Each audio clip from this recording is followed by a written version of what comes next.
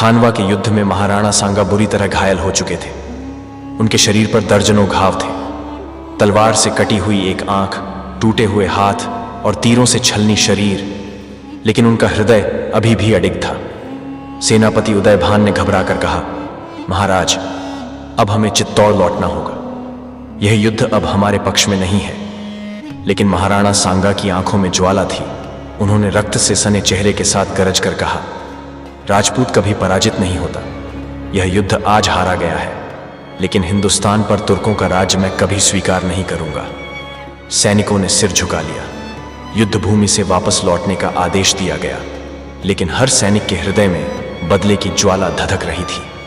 चित्तौड़ पहुंचने के बाद महाराणा सांगा ने प्रतिज्ञा ली कि जब तक बाबर को भारत से बाहर नहीं निकाल देंगे, तब तक चैन से नहीं बैठेंगे। उन्होंने अपनी सेनाओं को पुनर्गठित करना शुरू किया। पूरे राजस्थान और मालवा के राजपूतों को संदेश भेजे गए, अब समय आ गया है जब हम विदेशी आक्रमणकारियों को धूल चटा दें। चारों ओर राजपूत सेनाएं फिर से संगठित होने लगी। बाबर के विरुद्ध एक और महासंग्राम की तैयारी होने लगी। लेकिन तभी एक भयानक घटना घटी। राजपूत वीरों को एकत्र करने के दौरान ही महाराणा सांगा को उनके ही किसी विश्वासपात्र सरदार ने जहर दे दिया। महान योद्धा, जिसने जीवन भर युद्ध लड़े, अपने ही लोगों की साजिश का शिकार हो गए। जब वे मृत्युशैया पर थे, उनके सैनिकों ने रोते हुए कहा, महाराज, अब हमारा क्या होगा? महाराणा सांगा ने अंतिम बार अपनी आंखें खोली और कहा, राजपूती आन बान को कभी झुकने मत देना।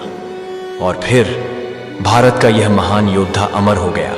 महाराणा सांगा का शरीर भले ही पंचतत्व में विलीन हो गया, लेकिन उनकी वीरता की गूंज आज भी अरावली की पहाड़ियों में सुनाई देती है। राजपूती स्वाभिमान की यह ज्वाला कभी बुझी नहीं, बल्कि हर युग में नया सूरज बनकर चमकती रही।